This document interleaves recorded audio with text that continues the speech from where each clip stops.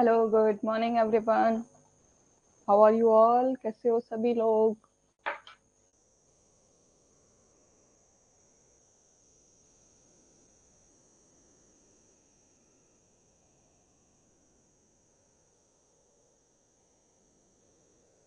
एक दो मिनट का वेट करते हैं, बाकी के स्टूडेंट ज्वाइन कर लें, उसके बाद हम क्लास शुरू करते हैं।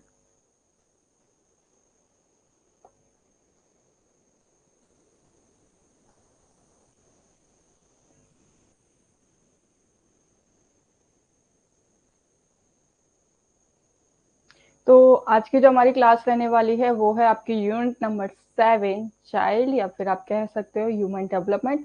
यूनिट नंबर 6 तक हमने अपना कवर कर लिया है ना। लास्ट जो हमारी यूनिट थी वो थी आपकी हाउसिंग एंड इंटीरियर डिजाइनिंग, जो कि आपकी यूनिट नंबर 6 थी। ओके। अगर सिलेबस हो आप लोगों के पास तो सिलेबस देख लो। मुझे लगता है भूल गए हो तुम। सैटरडे को हमारी क्या डील हुई थी? क्लास में एंटर करोगे विद फ्लावर। कहाँ है? आज मुझे फूल नजर ही नहीं आ रहे हैं।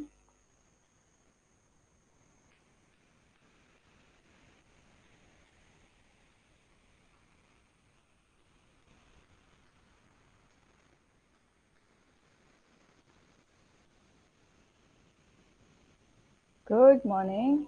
चलो, किसी को तो याद है। नेहा जी भूल गई।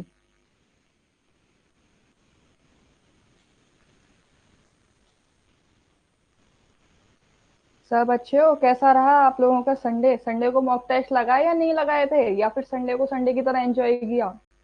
No study?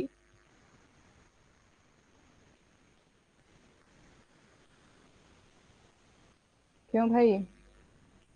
Okay, so students आ चुके हैं। Hello everyone, I am Akanksha Mathur, your UGC NET home science paper 2 faculty. Welcome you all on Fill-A-Form platform, and here is your today class on unit number 7 child, या फिर आप कह सकते हो human development.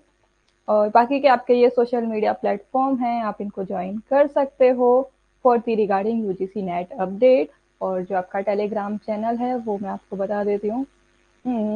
Home science UGC net filler form, तो आप इसको join कर सकते हो।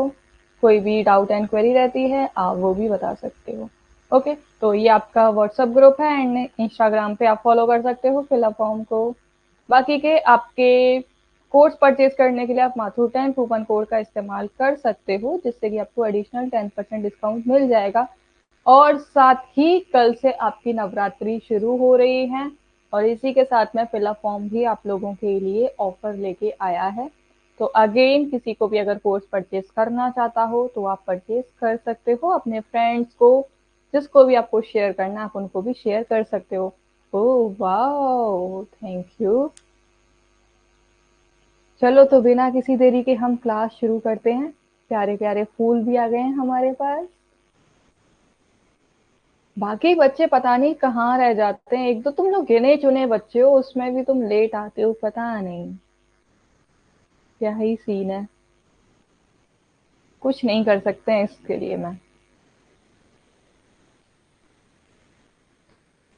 ओके, तो देखो सबसे पहला आपका यूनिट नंबर 7, अगर आप अपना सिलेबस देखोगे तो ये जो पूरी यूनिट है ना, ये यूनिट है आपकी इस बारे में कि आपका एक पर्सन है वो किस तरीके से बर्थ लेता है, और फिर बर्थ के बाद में किस तरीके से उसकी फिजिकल बॉडी में सोशली कैसे कैसे वो परिवर्तन देखने को मिलते हैं।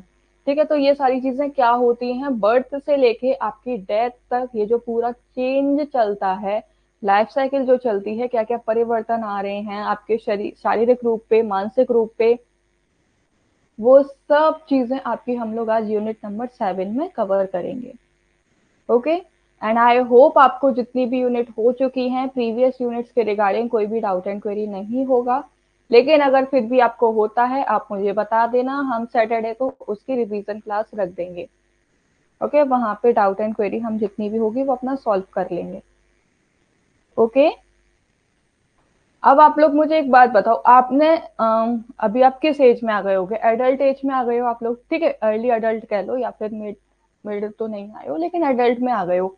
ठीक है, तो अब यहाँ पे आप लोगों ने देखा होगा कि आपके बचपन से लेके अब तक कितने सारे चेंजेस आए होंगे। फिजिकल चेंजेस तो आए ही आए हैं, लेकिन आपने देखा होगा कि आपके इमोशंस में भी बहुत ज्यादा चेंजेस आए हैं। पहले आप क्या थे, पहले इजीली हर किसी पे ट्रस्ट कर लेते थे, बच्चे थे दोस्त बना लेते थे किसी को भी, चाहे लड़का हो या लड़की हो, आप कुछ भी नहीं सोचते थे, बस ये मेरा फ्रेंड है या मेरी फ्रेंड है, दैट्स इट। लेकिन अब क्या है, अब जैसे जैसे बड़े हो रहे हैं आपके इमोशंस चेंज हो रहे हैं, आप इजीली हर किसी पे ट्रस्ट नहीं कर पाते हो। ऑल राइट, आप किसी से भी बात करने से पहले सोचते हो कि किस तरीके से बात करनी है, बहुत ही सहूलियत के साथ में बात करते हो। वरना पहले क्या होता था, जो मन में आया वो बोल दिया, लेकिन अभी आपको देखना पड़ता है कि कौन आपसे बड़ा है कौन छोटा है, बड़ों से किस तरीके से बात करनी है, छोटों से किस तरीके से बात करनी है। इन्हीं सब चीजों के बारे में आपका डेवलपमेंट किस तरीके से होता है, क्या क्या आपको चेंजेस देखने को मिलते हैं डिफरेंट डिफरेंट लाइफ स्टेजेस पे, वो सब चीजें आज हम लोग यूनिट नंबर 7 में कवर करने वाले हैं। ओके, तो यहाँ पे ना हम लोग यूनिट पे मूव करने से पहले आपकी ना, जब भी आप ह्यूमन डेवलपमेंट या फिर चाइल्ड डेवलपमेंट पढ़ते हो ना, तो वहां पे दो टर्म आपको हमेशा देखने को मिलते हैं। एक होता है आपका ग्रोथ और एक होता है डेवलपमेंट। तो ग्रोथ क्या होता है कि ग्रोथ का मतलब होता है कि ये आपकी ना फिजिकल सेंस रिप्रेजेंट करता है, आपको जो फिजिकली आपको जो दिख रहा है, ओके, वो आपकी ग्रोथ की कैटेगरी में आ जाता है। जैसे कि आपकी हाइट, हाइट विजिबल होती है, अगर आप किसी पर्सन से नहीं भी पूछोगे उसकी हाइट कितनी है, फिर भी आप बता सकते हो कि जो सामने वाला पर्सन है वो शॉर्ट हाइटेड है या फिर टॉल है। बता सकते हो कि नहीं बता सकते हो। सेम आप वेट का भी बता सकते हो, कह सकते हो ओवर वेट है, अंडर वेट। हाँ, लेकिन आप इसमें ये नहीं बता सकते हो वेट कितना है, ठीक है, कि शॉर्ट है, टॉल है, या फिर ओवर वेट है, अंडर वेट है, ये सारी चीज आप बता सकते हो। साइज भी आप बता सकते हो, ओके, लेंथ भी, मतलब हाइट वेट इन्हीं में आ जाता है आपका ये सारी चीजें। साइज में जैसे आप बता सकते हो कि आपके हेड का साइज क्या है, किसी किसी का आप कह सकते हो कि बड़ा सिर है, किसी किसी का कहते हैं छोटा सिर है। एक कहावत भी है, पता नहीं कौन सी है, जहां पे सिर और पैर से रिलेटेड कुछ है। तो यानी कि हम इन शॉर्ट कह सकते हैं कि ग्रोथ ना हमारी क्वांटिटेटिव वे में होती है, जिसको हम लोग मेजर कर सकते हैं। क्योंकि ऑब्वियसली बात है, हाइट को आप मेजर कर सकते हो with the help of the meter, है ना। कोई मुझे बताएगा कि जो हम लोग एडल्ट्स के लिए हाइट मेजर करने के लिए जिस टूल का इस्तेमाल करते हैं उस टूल का नाम क्या है। चलो मैं बच्चों के लिए बता देती हूँ, जो बच्चों के लिए इस्तेमाल होता है उसको आपका कहा जाता है इन्फेंटोमीटर, जिससे बच्चे की हाइट मेजर की जाती है। लेकिन जो बड़े लोगों की हाइट मेजर की जाती है, एडल्ट्स की हाइट मेजर की जाती है, उस टूल को हम लोग क्या बोलते हैं। अब कोई भी मुझे ये मत कह देना कि मैम इंची टेप से हम तो हाइट मेजर कर लेते हैं, वो एक अलग है। आप लोगों ने देखा होगा इस टाइप की कुछ स्केल सा होता है, बड़ा सा स्केल होता है कि नहीं होता है, या तो वॉल पे लगा होता है ये, और नीचे आप कह सकते हो कुछ प्लेटफॉर्म होता है, यहाँ पे पूरी आपकी नंबरिंग लिखी रहती है। क्या कहा जाता है उस टूल को, जल्दी से कमेंट में बताओ, ठीक है। आपका वेट, ऑब्वियसली बात है कि आप वेट एकदम एग्जैक्ट बता सकते हो कि किसी पर्सन का वेट 45 है, 50 है, 50.5 है, जो भी जितना भी वेट होता है हम उसको इजीली मेजर कर सकते हैं। तो यहाँ पे जो ग्रोथ रिप्रेजेंट की गई है वो आपकी फिजिकल सेंस में की गई है, जो कि विजिबल होती है, ठीक है, और क्वांटिटेटिव वे में होती है, जो कि मात्रात्मक वे में होती है, जिसको आप मेजर कर सकते हो, माप सकते हो, ठीक है। जो बच्चे जो ग्रोथ करते हैं ना, वो फिजिकली और मेंटली दोनों ही तरीके से ग्रोथ करते हैं। सबसे पहले देखो क्या होता है कि जब जब भी बच्चा कोई भी, अगर फीटस की अगर हम लोग बात करें, तो वो फीटस मदर के वॉर्म में होता है, तो वहां क्या करता है, वो फिजिकली तो ग्रो करता है पहले, है ना, उसका ब्रेन डेवलप होता है, हैंड, लेग्स, नोज, फिर बाद में फीचर्स उसके डेवलप होना शुरू हो जाते हैं। तो बच्चा जो ग्रो करता है फिजिकली और मेंटली ग्रो करता है, उसकी ग्रोथ होती है।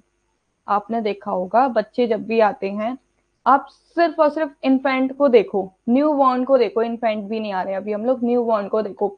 न्यू बॉर्न के बाद आप इन्फेंट को देखोगे, आपको न्यू बॉर्न और इन्फेंट में चेंजेस देखने को मिल जाएंगे। न्यू बॉर्न एकदम छोटा सा होगा, लेकिन इन्फेंट की कैटेगरी में जैसे ही वो आएगा, आपको उसकी ग्रोथ अपने आप दिख जाएगी कि अरे इसके कल तक तो हाथ बहुत छोटे थे, अब हाथ इतने बड़े हो गए हैं, है ना, सिर बहुत छोटा था, सिर बड़ा हो गया, पैर छोटे थे, पैर बड़े हो गए। वो सब चीजें आप मेजर कर लेते हो इजीली, इसीलिए इसको ग्रोथ कहा जाता है।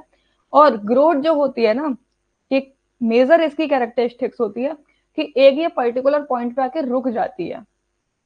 ये निरंतर चलने वाली प्रक्रिया नहीं होती है। ग्रोथ आपका एक सर्टेन टाइम होता है, एक मेच्योरिटी पीरियड होता है, उस पीरियड पे आके ये रुक जाती है, उसके बाद में ग्रोथ नहीं होती है। आपने देखा होगा कि हाइट है, एक टाइम तक ही आपकी हाइट ग्रो करती है।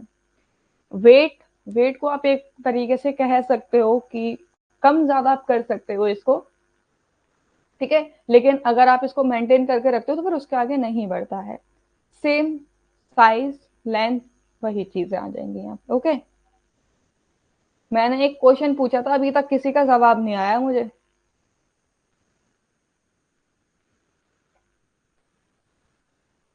अगर इस तरीके से रिवीजन कर रहे हो तो बहुत गलत तरीके से कर रहे हो। जो एडल्ट्स की हाइट मेजर करने के लिए जो टूल यूज किया जाता है उसको कहा जाता है स्टेडियोमीटर। अब लिख लो कहीं पे, भूलना मत। STADIOMETER, stadiometer.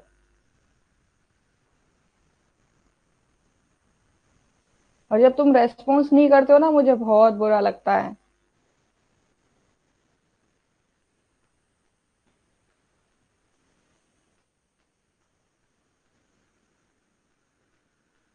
ये कर दिया करो।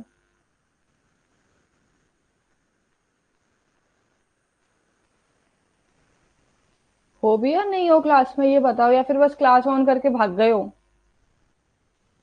हो या नहीं हो क्लास में? जल्दी से रेस्पॉन्स दो सब लोग, उसके बाद मैं आगे का पढ़ाना शुरू करूंगी।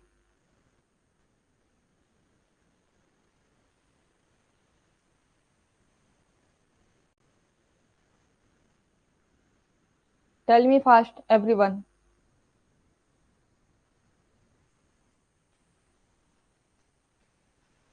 ये तो रेस्पॉन्स दे दिया तुमने, और जो मैंने सवाल पूछा उसका रेस्पॉन्स नहीं दिया गया।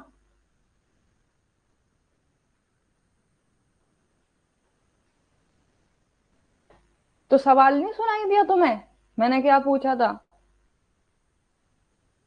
क्यों मंडे को मूड खराब करने पे लगे हुए हो? मंडे है, मंडे को तो दिखाओ एकदम एनर्जी। चलो ठीक है, तो ग्रोथ की ये कुछ कैरेक्टरिस्टिक्स है, इनको याद रखना कि जो ग्रोथ होती है एक फिजिकल सेंस में होती है, जिस जो कि विजिबल होती है, आप उसको देख सकते हो सामने से।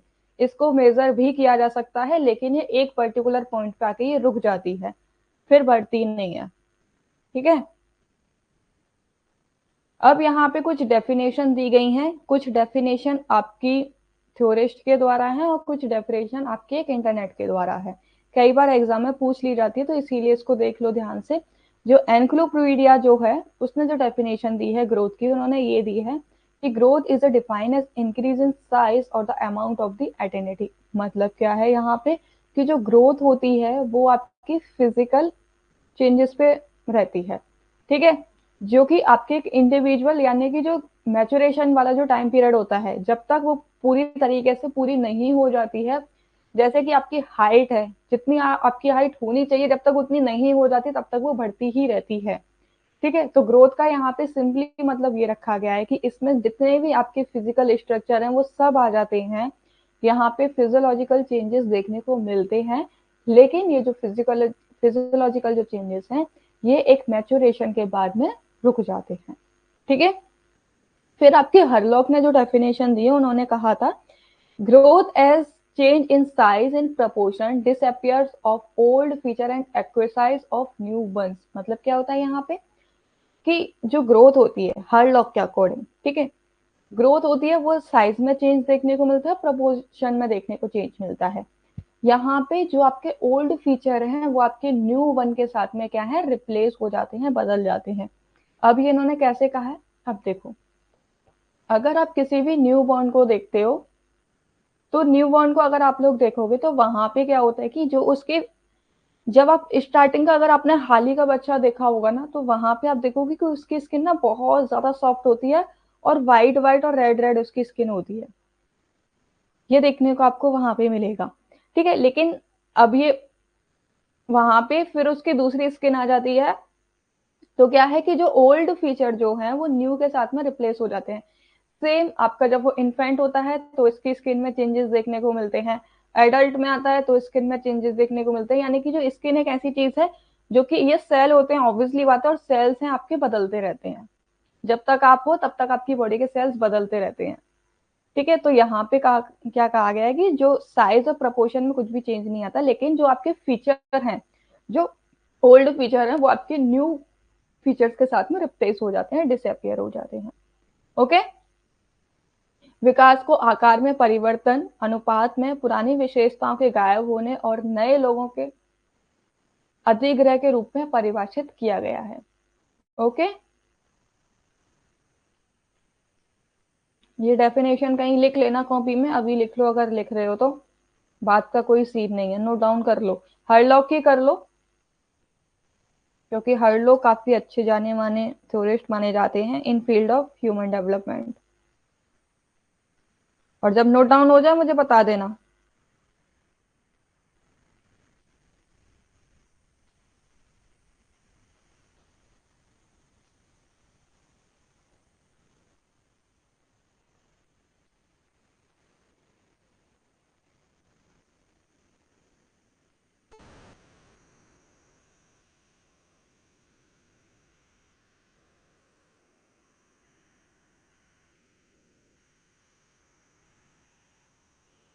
ओके, चलो आगे बढ़ते हैं।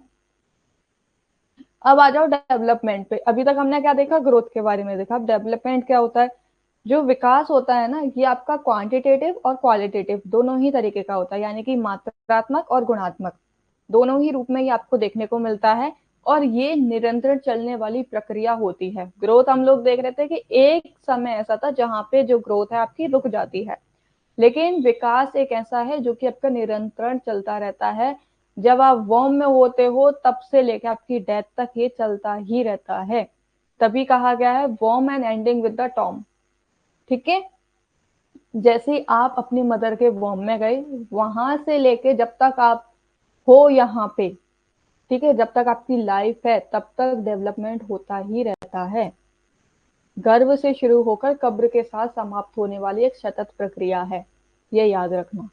अब यहाँ ना ये जो डेवलपमेंट होता है एक सीक्वेंस में चलता है, एक ऑर्डर को फॉलो करता है, जैसे, और हर चेंज ना एक दूसरे से रिलेट होते हैं।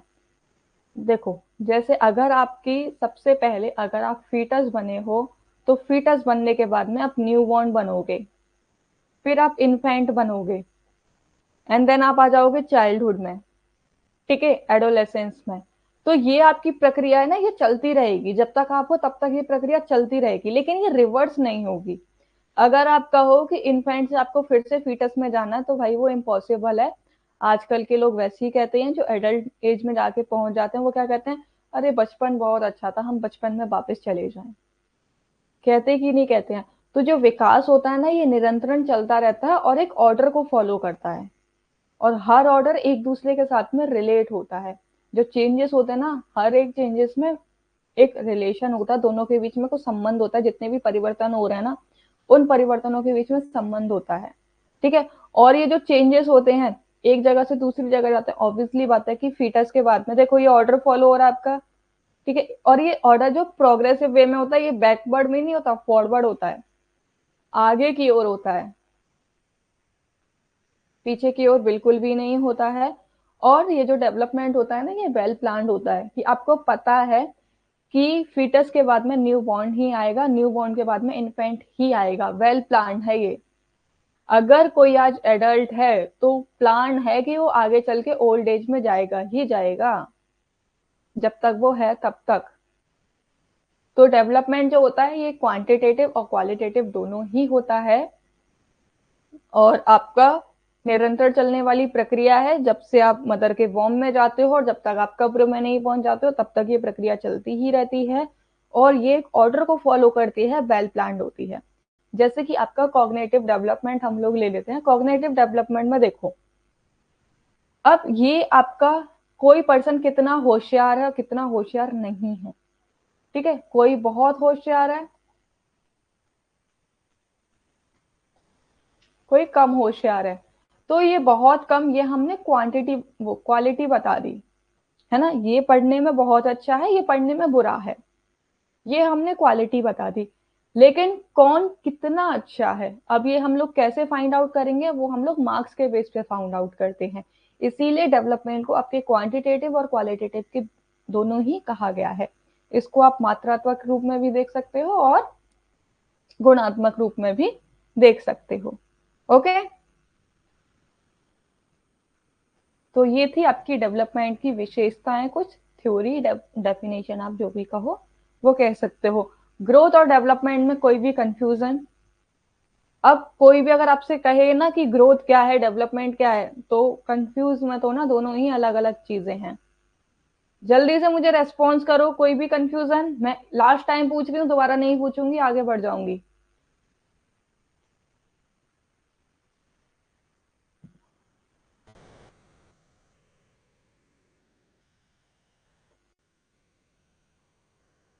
ओके, यहाँ पे हम लोग ना एक और एग्जांपल ले सकते हैं। जैसे कि आप लोगों ने देखा होगा कि आप जब भी कोई एग्जाम देते हो, तो एग्जाम में आप पास होते हो, एक क्लास से दूसरी क्लास में जाते हो, तो ये आपकी ग्रोथ हो रही है। ठीक है, और वही कितने आपके मार्क्स आ रहे हैं,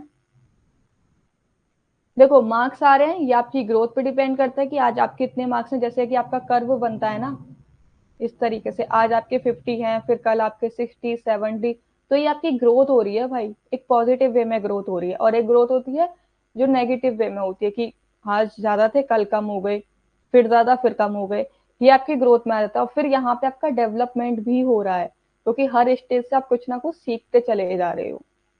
ठीक है, देखो आपके मार्क्स जो हैं वो आपको ग्रोथ बताते हैं, और एक क्लास से आप दूसरी क्लास में जा रहे हो, ये आपका डेवलपमेंट हो रहा है। ओके, अगर कभी भी कोई भी कंफ्यूजन रहता तो इस एग्जांपल से आप याद रखना ग्रोथ क्या है और डेवलपमेंट क्या है। ओके, अब यहाँ पे ना कुछ सिद्धांत होते हैं आपके ग्रोथ और डेवलपमेंट के। कुछ ऐसे सिद्धांत होते हैं जो कि होते ही होते हैं, उन्हीं चीजों को फॉलो किया जाता है, उन्हीं के बेस पे ये ग्रोथ और डेवलपमेंट होते हैं। ये वाली जो क्लास है ना, थोड़ा अच्छे से पढ़ लेना, क्योंकि ये क्लास सिर्फ आपकी यूजीसी नेट में ही नहीं, आपकी लाइफ में भी काम आने वाली है। और अगर कोई भी स्टूडेंट सी टेट का एग्जाम अगर देता है, तो वहां पे पेडालॉजी करके एक आपका पेपर होता है, उस पेपर में भी बहुत हेल्प करने वाला है। तो इसीलिए इसको थोड़ा ध्यान से पढ़ लो। तो देखो, ग्रोथ एंड डेवलपमेंट के सिद्धांत क्या होते हैं। सबसे पहला तो सिद्धांत यही होता है कि ये कंटिन्यूटी होती है, मतलब निरंतरता का सिद्धांत। ये कभी भी रुकने वाली प्रक्रिया नहीं है। अभी हमने देखा था कि ग्रोथ है वो आपकी रुक जाती है, लेकिन आपका जो डेवलपमेंट है वो कभी भी नहीं रुकता है। इंसान हमेशा सीखता ही रहता है, तो डेवलप ही तो हो रहा है उसका, हो रहा है कि नहीं हो रहा है। कल आपको सिर्फ इतना पता था कि जो काउंटिंग्स होती हैं वो 1 से 10 तक होती हैं। ठीक है, फिर आप सेकंड क्लास में आए या थर्ड क्लास में आए, आपको पता चला काउंटिंग 1 से लेके 100 तक होती हैं। फिर आप थोड़ा आगे बढ़े, फिर आपको पता चला कि अरे ये तो 1000 तक भी होती हैं। फिर आप आगे बढ़े, 2000 तक भी होती हैं। तो ऐसे ऐसे आपका डेवलपमेंट हो रहा है या नहीं हो रहा है। या फिर आप ये भी छोड़ो, आप न्यू बॉर्न हो अभी, ठीक है, न्यू बॉर्न को क्या पता है, कुछ भी नहीं पता है, सिर्फ उसको इतना पता है कि अगर मुझे कुछ भी बात अपनी, मैं बोल तो सकता नहीं, कुछ भी बात अगर मुझे मनवानी है तो मैं रुके ही अपनी बात मनवा सकता हूँ। तो वहां उसने ये चीज सीखी। फिर वो थोड़ा और आगे बढ़ा, फिर उसने बोलना शुरू किया कि अच्छा बोल के भी चीजें की जाती हैं। तो वहां उसका ये डेवलपमेंट हुआ। इसीलिए कहा जाता है कि ये जो आपकी डेवलपमेंट होता है, ये आपका निरंतरता का सिद्धांत इसीलिए माना गया है, क्योंकि ये कभी भी रुकता नहीं है, ये कंटिन्यूस प्रोसेस है। आपके हर स्टेज पे देखने को मिलेगा, जैसे जैसे आप अगली स्टेज पे बढ़ोगे, उस स्टेज पे आपको कुछ ना कुछ सीखने को ही मिलता है। वो उस स्टेज की कैरेक्टरिस्टिक्स होती हैं। फिर है principle of individual difference. Individual difference का क्या मतलब है, व्यक्तिगत अंतर का सिद्धांत। ये हमें पता है कि ये एक निरंतरता का सिद्धांत है, अगर आज ये है तो कल ये होगा। लेकिन ये बिल्कुल भी जरूरी नहीं है कि जिस तरीके से एक का डेवलपमेंट हुआ है दूसरे का भी वैसे ही होगा। कुछ कुछ बच्चे ऐसे होते हैं वो बहुत जल्दी बोलना शुरू कर देते हैं, कुछ बच्चे ऐसे होते हैं जो बहुत लेट बोलना शुरू करते हैं। तो ये जो ग्रोथ एंड डेवलपमेंट होते हैं, ये पर्सन टू पर्सन वरी करते हैं, इसीलिए हर एक व्यक्ति हर दूसरे व्यक्ति से भिन्न होता है। उसकी ग्रोथ भी अलग होती है, उसका डेवलपमेंट भी अलग होता है। तभी आपने देखा होगा किसी किसी की जो हाइट है वो बहुत टॉल होता है, कोई कोई बहुत शॉर्ट होता है। कोई ओवरवेट होता है, कोई अंडरवेट होता है, कोई भी एक जैसा नहीं होता है। इवन आपके जो थंब इम्प्रेशन है वो भी आपके अलग अलग होते हैं। इसीलिए कहा गया है कि ग्रोथ और डेवलपमेंट जो होते हैं वो आपके इंडिविजुअल डिफरेंसेस पे बिलोंग करते हैं। ये आपका व्यक्तिगत अंतर का सिद्धांत इसीलिए भी इसको कहा जाता है। हर व्यक्ति दूसरे व्यक्ति से भिन्न होता है। ओके, अब यहाँ पे ये यूनिफॉर्मिटी भिन्न जरूर होता है, लेकिन ये एक पैटर्न को फॉलो करते हैं। पैटर्न कौन सा हो गया कि अगर कोई भी अगर व्यक्ति है, उसकी आप लोगों ने देखा होगा ग्रोथ हो रही है, तो ये नहीं है जरूरी कि जब वो मदर के वॉर्म में कि सबसे पहले उसके ऑर्गन्स बनना शुरू हो जाएंगे, कि उसकी आंख आ जाएंगी, है ना, आंख बनना शुरू हो जाएगी, उसकी नोज बनना शुरू हो जाएगी। नहीं, सबसे पहले उसकी बॉडी बनना शुरू होती है, स्पाइनल कॉर्ड जिसको आप बोलते हो। ठीक है, तो यानी कि एक पैटर्न को फॉलो करता है ये। बेशक ये इंडिविजुअल डिफरेंस आपको देखने को मिलते हैं, लेकिन हर किसी का एक पैटर्न जरूर रहता है। अगर कोई भी, जैसे कि एक और एग्जांपल देते हैं कि सबसे पहले बच्चा क्या है, क्रॉलिंग करना सीखता है। ठीक है, फिर उसके बाद में क्या है, वो घुटनों के बल चलना सीखता है। फिर धीरे धीरे वो सहारे से खड़ा होता है। खड़ा होने के बाद में तब जाके वो नॉर्मल विदाउट सपोर्ट वो चलना सीखता है, और विदाउट सपोर्ट के बाद में फिर वो दौड़ना सीखता है। तो ये एक पैटर्न फॉलो हो रहा है यहाँ पे। बेशक हर किसी का अब ये यहाँ पे अलग हो सकता है कि कोई कोई जल्दी दौड़ना सीख जाए, कोई लेट दौड़ना सीखे, कोई जल्दी चलना सीख जाए, कोई लेट चलना सीखे, लेकिन पैटर्न जो है वो सेम रहेगा। कोई भी अगर है तो सबसे पहले वो घुटने के बल ही चलेगा। कोई भी ऐसा नहीं होगा कि पहले से ही भागना लग जाएगा और फिर वो घुटने के बल चलने लग जाएगा, वो चीज यहाँ नहीं होगी। हाँ, ये डिफरेंस हो सकता है कि किसी ने जल्दी चलना शुरू किया, किसी ने लेट चलना शुरू किया, लेकिन इनके बीच में जो पैटर्न जो फॉलो हो रहा है वो सेम पैटर्न फॉलो होता है। ठीक है, कंफ्यूज तो नहीं हुए हो? क्लियर है ना? ये सेकंड वाले प्रिंसिपल में और थर्ड प्रिंसिपल में कंफ्यूज तो नहीं हो? प्रिंसिपल ऑफ इंडिविजुअल डिफरेंस और principle of uniformity pattern. Okay, okay, all right. फिर आपका नेक्स्ट प्रिंसिपल रहता है principle of proceeding from general to specific. मतलब कि यहाँ पे जो सामान्य से विशिष्ट तक आगे बढ़ने का सिद्धांत भी को क्यों कहा जाता है, क्योंकि आप सबसे पहले जर्नल चीजों को सीखते हो, फिर उसके बाद में आप स्पेसिफिक। जैसे कि हम लोग एक कुकिंग का एग्जांपल ले लेते हैं। बच्चे मदर को देख रहे हैं कुकिंग करते हुए, तो वो क्या करेंगे कि ऐसे ही उन्होंने आटा ले लिया, है ना, उसको बेलने लग गए। या फिर चलो वो भी छोड़ो, जब आप फर्स्ट टाइम, बच्चे छोड़ो, जब आप फर्स्ट टाइम कुकिंग करते हो तो कुकिंग करते टाइम क्या हो जाता है कि कभी पहली बार रोटियां बना रहे हो, है ना, या फिर पहली बार आटा ही गूंद रहे हो, तो क्या हो गया कि आटा ज्यादा गीला हो गया, या फिर बहुत ज्यादा टाइट हो गया, या ठीक से गूंदा नहीं। लेकिन जैसे जैसे आप करते चले जाते हो उस काम को, आज नहीं कल किया, फिर कल किया, तो धीरे धीरे उसमें क्या है, परफेक्शन आ जाता है। आपने सिर्फ जनरल काम किया, लेकिन बाद में क्या आप एक स्पेसिफिक करने लग गए। होता है कि नहीं, एक आपकी जो स्किल्स हैं वो डेवलप हो जाती हैं। तो इसीलिए इसको principle of general to specific कहा जाता है। पहले आप सामान्य चीजें सीखते हो, सामान्य चीजें सीखने के बाद में फिर बच्चा एक विशिष्ट चीजों की तरफ बढ़ जाता है, आगे बढ़ जाता है। ओके,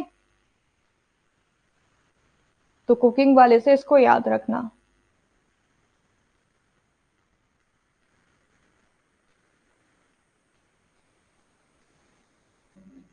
या फिर अगर हम एक और होल्ड करने का एग्जांपल ले लेते हैं कि बच्चा पहले जर्नल स्पेसिफिक पकड़ता है, कि मतलब अपनी फिंगर से कुछ चीजों को होल्ड करता है। होल्ड करने के बाद में धीरे धीरे क्या है, फिर वो अपनी पूरी मुट्ठी से होल्ड करता है, और फिर जैसे ही वो बड़ा हो जाता है वो एक स्पेसिफिक उसकी स्किल आ जाती है, वो उसको जैसे मन हो वैसे वो उसको होल्ड कर सकता है। तो ये आपका रहता है जर्नल टू स्पेसिफिक प्रिंसिपल रहता है। पहले जर्नल चीजों को सीखेगा एंड देन उसके बाद में वो खास चीजों को सीखता है बच्चा। Principle of interaction between heredity and environment. Heredity और इन्वायरमेंट यहाँ पे दोनों ही एक अलग अलग टर्म है। इससे तो आपको पूरा डिफरेंशिएट पता चल जाता है कि हेरिडिटी क्या होती है, इन्वायरमेंट क्या होता है।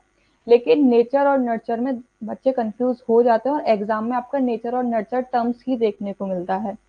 तो नेचर जो होता है ना, नेचर को यूजुअली आपने इन्वायरमेंट से रिलेट करके सुना होगा, नेचर यानी कि प्रकृति, लेकिन यहाँ पे नेचर का मतलब होता है जेनेटिक या फिर हेरिडिटी, और नर्चर का मतलब होता है एनवायरमेंट। ये कहीं भी अपनी कॉपी में नोट डाउन कर लो जिससे कि आपको याद रहे, कंफ्यूजन क्रिएट ना हो। बच्चे नेचर और नर्चर में बहुत कंफ्यूज होते हैं।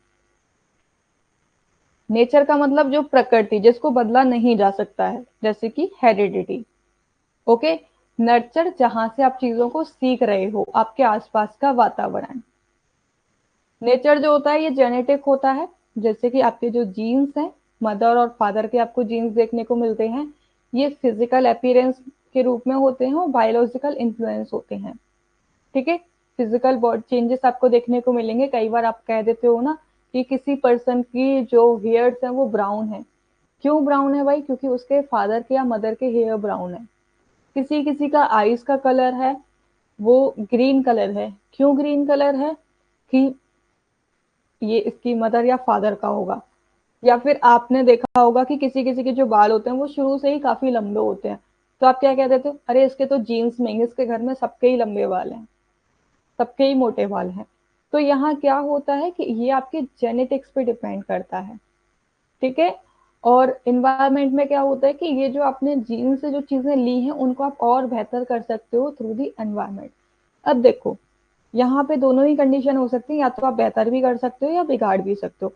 एनवायरमेंट का मतलब होता है आपके आसपास का परिवर्तन, जो वातावरण है वो कैसा है, आपकी अपब्रिंगिंग कैसे की गई है।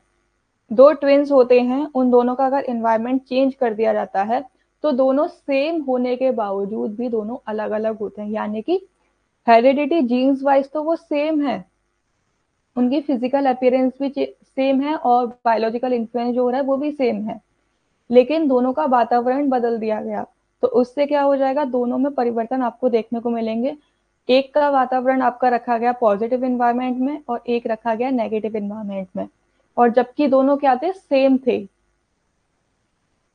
तो जो पॉजिटिव इन्वायरमेंट में रहा है उसको बताया है कि किस तरीके से आपको अपने बड़ों की रेस्पेक्ट करनी है, किस तरीके से छोटों से पोलाइट वे में बोलना है। ठीक है। और वहीं पे जो नेगेटिव इन्वायरमेंट में जिस बच्चे को रखा गया है वहां पे उसको ये सारी क्वालिटीज के बारे में नहीं बताया गया है, यानी कि उसको जो सोशल जो वैल्यूज होती हैं वो नहीं सिखाई गई हैं।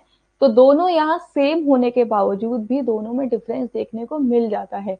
इसीलिए कहा जाता है कि ग्रोथ और डेवलपमेंट जो होती है वो आपके वातावरण और वंशानुक्रम दोनों के ही बीच का ये सिद्धांत होता है। दोनों ही एक दूसरे को प्रभावित करते हैं।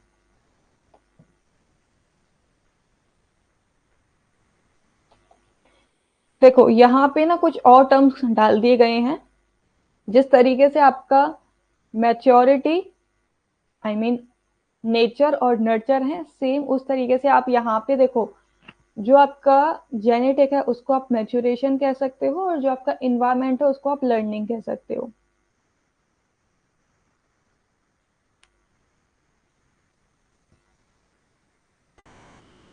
देखो, हेरिडिटी, कोई दो ट्विंस हैं, ठीक है, दो ट्विंस ने जन्म लिया और उनकी जीन्स क्या है, दोनों के जीन्स सेम है, यानी कि दोनों के पेरेंट्स सेम है। ठीक है। बायोलॉजिकल अगर उनकी बॉडी में कुछ भी चेंजेस होंगे दोनों के सेम है, दोनों की हाइट सेम है, कलर सेम है। ओके। तो ये क्या है कि क्योंकि इनके जीन्स सेम है, जीन्स दोनों के अलग अलग नहीं है। लेकिन अब क्या कर दिया गया, ये दो ट्विंस हैं, एक ट्विंस को तो क्या है हमने पॉजिटिव इन्वायरमेंट में रखा, जो उनके आसपास का वातावरण है। यानी कि जब वो जन्म लेने के बाद में वो एक तो ऐसी जगह रह रहा है जहां पे खूब पैसा है, सारी चीजें, सारी फैसिलिटीज हैं, और एक ऐसे इन्वायरमेंट में रह रहा है जहां पे लोगों को एक दूसरे की कदर ही नहीं है, मारपीट करते हैं, एक दूसरे की रेस्पेक्ट नहीं करते हैं, गरीबी में रह रहे हैं। तो अब यहाँ पे दोनों सेम होने के बाद में भी दोनों की वैल्यूज में आपको डिफरेंस देखने को मिल जाएगा, क्योंकि दोनों की परवरिश है वो अलग अलग तरीके से की गई है। इसीलिए कहा जाता है बेशक इंसान हेरिडिटी वाइज सेम हो लेकिन वातावरण का बहुत ज्यादा प्रभाव पड़ता है। हेरिडिटी वाले गुण को वातावरण परिवर्तित कर सकता है।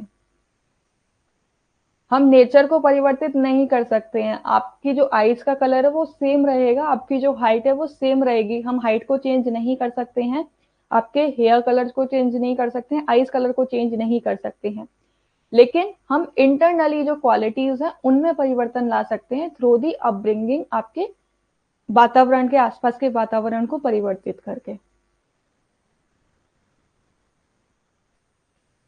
अभी क्लियर?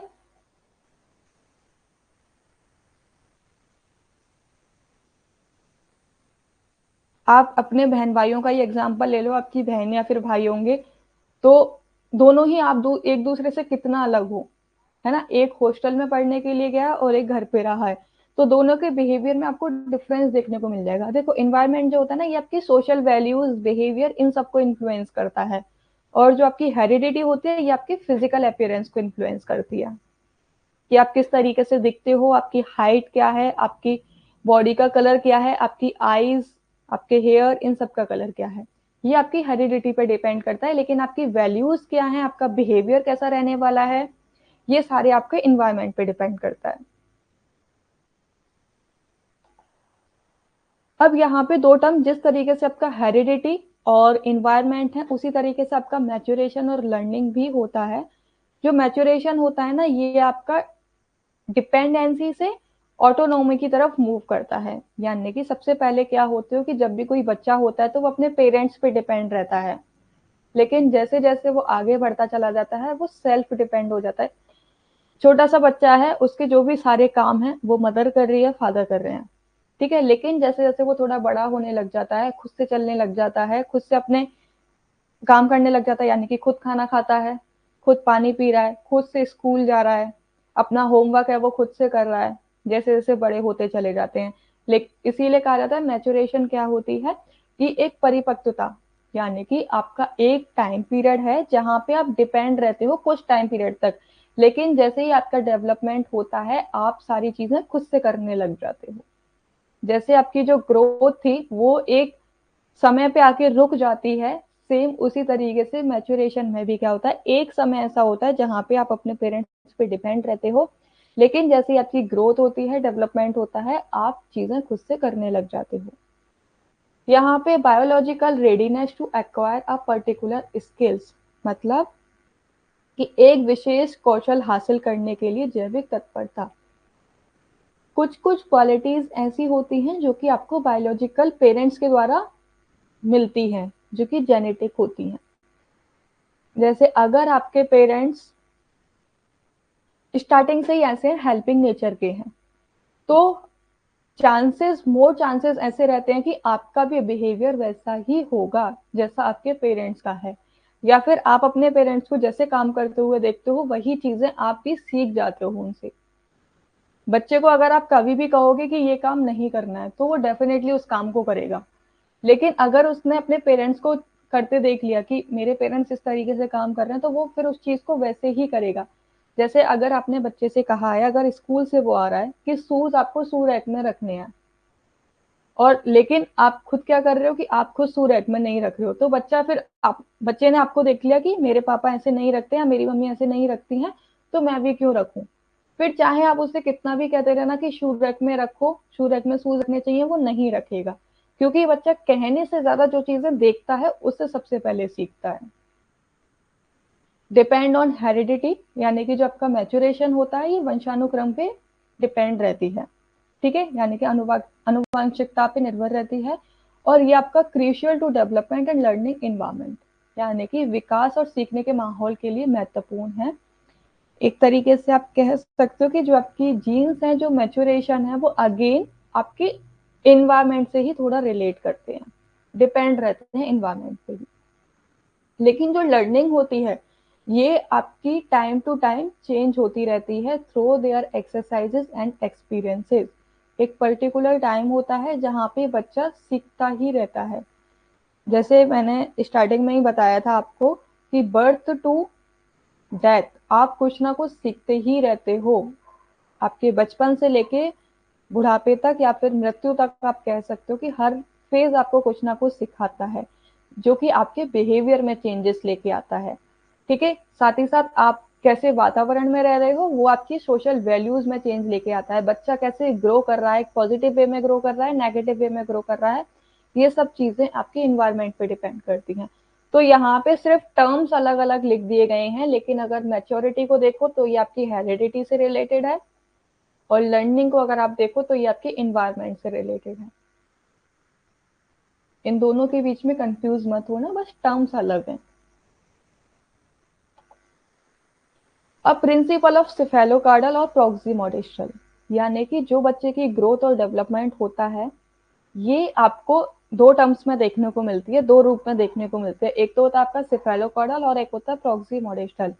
सिफेलोकार्डल डेवलपमेंट जो होता है, जो कि आपके हेड से लेके टो तक हो रहा है, यानी कि सबसे पहले आपका हेड ग्रो करेगा, ठीक है, उसके बाद में आपकी लेग्स ग्रो करेंगी। फिर आपका होता है प्रॉक्सिमोडिस्टल। प्रॉक्सिमोडिस्टल में क्या होता है कि आपके इनर ऑर्गन से लेके आपके आउटर ऑर्गन जो है वो डेवलप करेंगे। ये होता है आपका सिफेलोकॉर्डल और प्रॉक्सिमोडिस्टल। इसको थोड़ा और डिटेलिंग में देख लो। सिफेलोकॉर्डल सीक्वेंस में क्या होता है कि जो आपका डेवलपमेंट जो शुरू हुआ है, सबसे पहले हेड से शुरू होगा, एंड देन फिर वो आपके नीचे फीट तक होता चला जाएगा, पैरों तक होता जाएगा। ये वॉर्म से शुरू होता है, यानी कि मदर के वॉर्म में शुरू हुआ, वहां पे बच्चे का हेड बनना शुरू होता है, एंड देन उसके बाद में बॉडी, और फिर उसके बाद में उसकी लेग बनना शुरू होती है। ठीक है, यानी कि जो बच्चा है, सबसे पहले अगर उसका कंट्रोल आता है तो उसका कंट्रोल अपने हेड पे सबसे पहले आता है, एंड देन उसके बाद में आर्म्स पे और लेग्स पे उसका कंट्रोल आता है। ठीक है, और प्रॉक्सिमोडिस्टल में क्या होता है कि डेवलपमेंट जो होता है वो सेंटर से लेके आउटसाइड की तरफ होता है। ये किसी पर्सन की बॉडी है, तो यहाँ पे जो उसके इंटरनल ऑर्गन्स होंगे ना, वो डेवलप होंगे, उसके बाद में उसके हाथों का डेवलपमेंट होगा, शोल्डर का डेवलपमेंट होगा, उसकी आर्म्स का डेवलपमेंट होगा। यानी कि सबसे पहले क्या है, हार्ट, स्टोमक, ये सब डेवलप हो जाएंगे, एंड देन उसके बाद में शोल्डर, आर्म्स, ये डेवलप होना शुरू होते हैं। यहाँ पे स्पाइनल कॉर्ड डेवलप हो जाती है आपके आउटर पार्ट डेवलप होने से पहले। तभी कहा था कि जो आपकी स्पाइनल कॉर्ड है ये डेवलप होगी, बच्चे की बॉडी बनना शुरू हो जाती है, और बॉडी जैसी बनती है उसके हैंड, लेग, ये बनना भी शुरू हो जाते हैं। ठीक है, यहाँ पे जो आपकी मूवमेंट भी अगर देखोगे, हैंड्स एंड फीट डेवलप होते हैं बिफोर फिंगर्स एंड टो। ठीक है, यानी कि पैर की उंगलियों से पहले आपके हाथ की उंगलियां विकसित होना शुरू हो जाती हैं प्रॉक्सिमोडिस्टल में। प्रॉक्सिमोडिस्टल आपका सेंटर से आउटर की तरफ होता है, और सिफेलोकार्डल, सिफेलो में देखो सी आ रहा है, तो आप इसको एलिमिनेट कर देना, सी यहाँ पे सेंटर वाला नहीं होगा, यहाँ पे अपर टू लोअर होगा। ठीक है, सिफेलोकार्डल होता है आपका हेड टू टो, और प्रॉक्सिमोडिस्टल होता है आपका सेंटर टू आउटर। इतना सा याद रखना बस इसको। प्रिंसिपल ऑफ प्रिडिक्टेबिलिटी, यानी कि आप एक तरीके से ना पहले से ही प्रिडिक्ट कर सकते हो कि इस एज के बाद में आपकी ये एज आने वाली है। जैसे कि आपको पता है कि अगर आप 25 के हो, तो आपको पता है कि 25 के बाद में 26 ही आएगी, 24 के आप नहीं होगे। अगर आज इन्फेंस में हो तो कल को आप चाइल्डहुड में ही कहलाओगे, फिर एडोलेसेंस में आओगे, एडल्टहुड में आओगे। ये रिवर्स नहीं होती है, यानी कि पूर्व अनुमान आप पहले से ही लगा लेते हो। जो भी डेवलपमेंट होने वाला है, जो भी ग्रोथ होने वाली है, उसका अनुमान आपने पहले से ही लगा लिया। इस बात पे भी डिपेंड करते हैं आपकी ग्रोथ एंड डेवलपमेंट।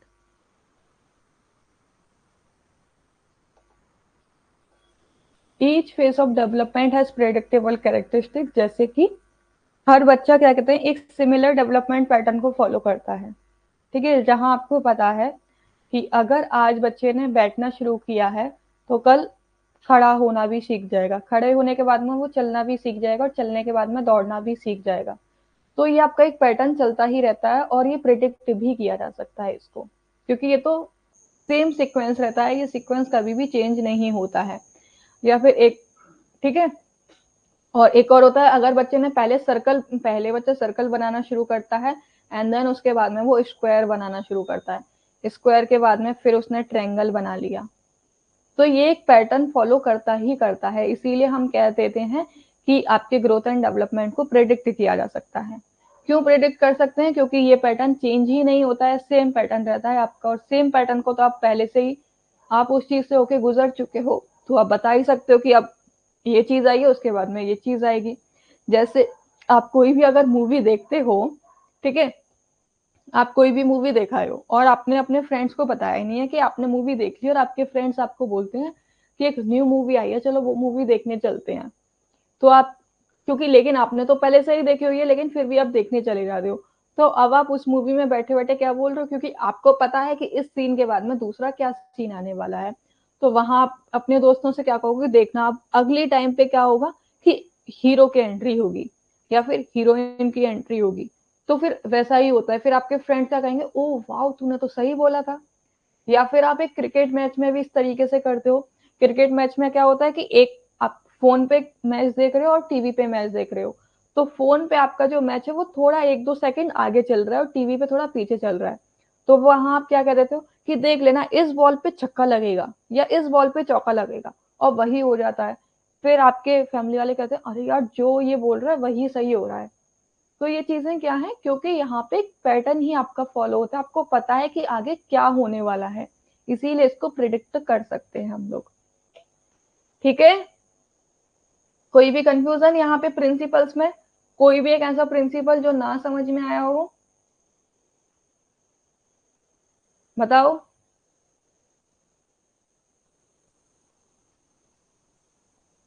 कभी आपने किया है ये, प्रिडिक्ट किया है? बताओ, किसी को ऐसे बेवकूफ बनाया है कि आपको पहले से ही पता हो और सामने वाले को आपने इस तरीके से बताया हो कि अरे इसके बाद देखना ये होने वाला है? मैंने तो बहुत किया है भाई, बहुत मजे लिए हमने। मूवी वाला भी किया है और क्रिकेट मैच वाला भी किया है, दोनों ही किए हैं। आपने किया है कभी?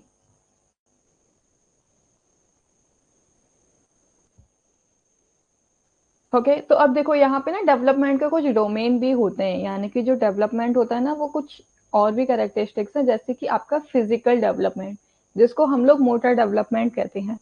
फिजिकल डोमेन में वो चीजें आपकी आती हैं, जैसे कि फिजिकल जो चेंजेस है ना उन सब चीजों को कवर किया जाता है। जैसे कि आपका साइज ग्रो हो रहा है, स्ट्रेंथ, ठीक है। यहाँ पे ये जो फिजिकल जो डेवलपमेंट होता है, मोटर डेवलपमेंट को अगेन दो कैटेगरी में कैटेगराइज कर दिया है।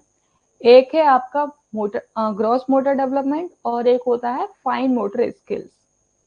जो फिजिकल डेवलपमेंट होता है, एक आपकी बड़ी मसल्स का डेवलपमेंट होता है और दूसरा आपकी छोटी मसल्स का। तो आप देखो, ग्रॉस मोटर स्किल्स जो होती है ना, इसमें आपकी लार्ज मसल्स इंक्लूड होती हैं। जैसे कि आपकी हाथ की हो गई, पूरे हाथ की लेग मसल हो गई, आपके शोल्डर की मसल हो गई, ठीक है। तो यहाँ पे जो मूवमेंट करते हैं हम अपनी लार्ज मसल्स के द्वारा करते हैं, कोई भी एक्टिविटी कर रहे हैं वो हम लार्ज मसल्स के द्वारा करते हैं, जैसे कि बैठना, क्रॉलिंग करना, रोलिंग करना, ठीक है। या फिर बच्चा अगर अपने पूरे हाथ को फैला के कोई टॉय को पकड़ रहा है, ठीक है, या फिर बच्चा बैठने की कोशिश कर रहा है या खड़े होने की कोशिश कर रहा है, बैठ रहा है, अगेन उसकी पैरों की मसल्स का इस्तेमाल हो रहा है। खड़ा हो रहा है तो वो किसी चीज को पकड़ के खड़ा हो रहा है, तो वहां पे उसने पूरे अपने हाथ का यूज किया, ठीक है। बैठने के लिए उसकी पैर की मसल्स का इस्तेमाल हुआ, क्रॉल किया, रोल किया। तो ये सारी चीजें क्या है, आपकी ग्रॉस मोटर स्किल्स में आ जाती हैं। वहीं पे फाइन मोटर स्किल्स में क्या आ जाता है आपका, जहां पे आप अपनी छोटी मसल्स का इस्तेमाल करते हो, जैसे कि आपकी फिंगर्स की मसल्स हो गई। आप कुछ भी, बच्चा कुछ भी चीज पकड़ने के लिए अगर अपनी फिंगर्स का इस्तेमाल कर रहा है, जैसे आपने देखा होगा कि ये आपके पेरेंट्स की उंगली है, ठीक है, और ये छोटे बच्चे की उंगली है, तो बच्चा पूरा इस तरीके से रैप कर लेता है, उंगलियों से पकड़ लेता है। तो ये चीज क्या है, यहाँ पे उसने अपनी फाइन मोटर स्किल्स का इस्तेमाल किया है। किसी चीज को, जैसे अगर बच्चा इस तरीके से चीज पकड़ता है, तो यहाँ पे उसके ये पूरे हाथ का इस्तेमाल नहीं हुआ, सिर्फ इन फिंगर्स का इस्तेमाल हुआ, छोटे छोटे ऑब्जेक्ट पकड़ने के लिए, उठाने के लिए, है ना। तो ये फिंगर्स का जब आपकी इस्तेमाल किया जाता है, वो आपकी फाइन मोटर स्किल्स की कैटेगरी में आ जाता है। Trying to move his lips and tongue to insert food and taste, यानी कि जब भी बच्चा खाना खाता है, तो शुरू शुरू में बच्चे क्या करते हैं कि अपने पूरे हाथ से खाना खाते हैं, इस तरीके से। ये स्पून है, सपोज करो ये स्पून है, तो बच्चे इस तरीके से पकड़ते हैं कि नहीं पकड़ते हैं, इस तरीके से ऐसे खाना खाते हैं। लेकिन फिर धीरे धीरे उनकी जो फाइन मोटर स्किल्स हैं वो डेवलप होना शुरू हो जाती हैं और फिर उसके बाद में वो अपनी उंगलियों से पकड़ के इस तरीके से खाना खाते हैं। तो यहाँ पे एक चीज तो क्लियर हो गई कि सबसे पहले आपकी ग्रॉस मोटर स्किल्स जो हैं, जो आपकी बड़ी मांसपेशियां हैं वो डेवलप होती हैं, देन फिर उसके बाद में आपकी छोटी मांसपेशियां हैं वो डेवलप होना शुरू हो जाती हैं। बच्चे की छोटी मांसपेशियों को और ज्यादा डेवलप करने के लिए, मजबूत करने के लिए ना, आप उनको कुछ छोटी छोटी एक्सरसाइज होती है, वो एक्सरसाइज आप उनको करा सकते हो। जैसे कि मॉडलिंग क्ले, आप उनको क्ले दे दो, तो क्ले को वो पूरे हाथ से तो नहीं करते हैं ना, वो अपनी ऐसे ऐसे फिंगर से ऐसे ऐसे पकड़ के ऐसे ऐसे करते हैं कुछ इस तरीके से, है ना। या फिर अगर आप उसको बोतल दोगे या कुछ भी स्क्वीज करने के लिए दे दो, तो वो इस तरीके से फिंगर से स्क्वीज करते हैं। रोल उनको करना है तो इस तरीके से वो रोल करते हैं अपनी फिंगर्स की सहायता से। तो कुछ ये एक्टिविटीज हैं जहाँ पे बच्चे एंजॉय भी करते हैं, और इन सब चीजों के सहारे क्या है कि बच्चे की जो फाइन मोटर स्किल्स है ना वो भी डेवलप हो जाती हैं। All right. अगर बच्चे की बड़ी मसल्स को डेवलप कराना है तो फिर हम उसको चलाते हैं, है ना, बैठना सिखाते हैं, दौड़ना सिखाते हैं, ताकि उसके पैरों की मसल्स मजबूत हो जाएं, उसके हाथों की मसल्स मजबूत हो जाएं। लेकिन अगर हम उसकी छोटी मसल्स को वो करते हैं, मजबूत करते हैं, तो क्या है, हम उसको फीड खाना खिलाना कहते हैं कि खुद से खाना खाओ, कहते कि नहीं कहते हैं।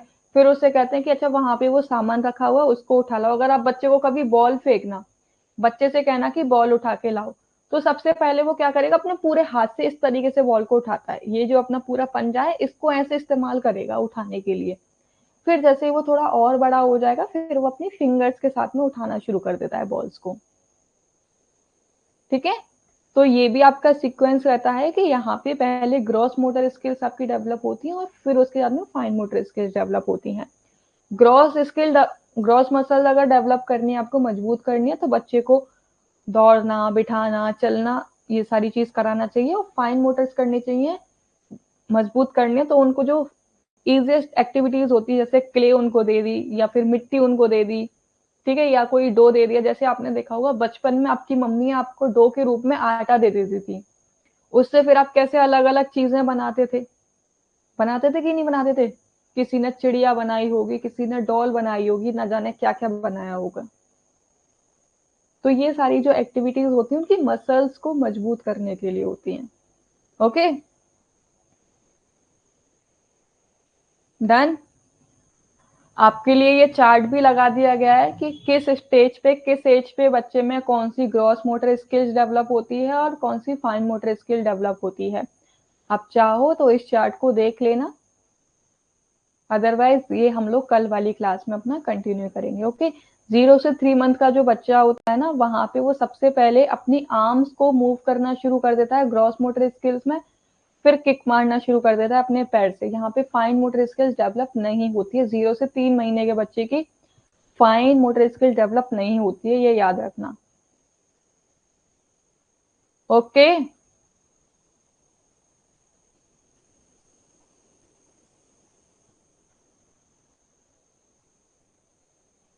चलो मिलते हैं कल। आई होप आपको क्लास अच्छी लगी होगी। चलो एक क्वेश्चन का बस जवाब देते जाओ मुझे, उसके बाद में हम क्लास को एंड करते हैं। सिर्फ एक क्वेश्चन, व्हाट इज ग्रोथ। ठीक है, इट इज कंटिन्यूअस प्रोसेस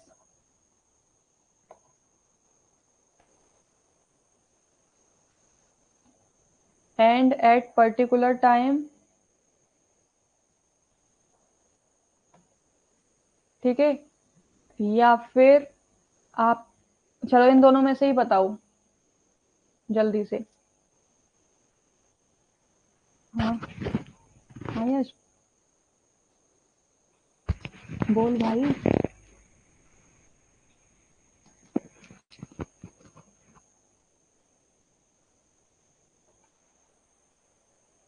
बोलो जल्दी बोलो। ओके, यानी कि ग्रोथ जो है वो आपकी पर्टिकुलर एक टाइम पे आके रुक जाती है। ठीक है, चलो मिलते हैं फिर कल। Take care everyone, bye bye, same timing पे।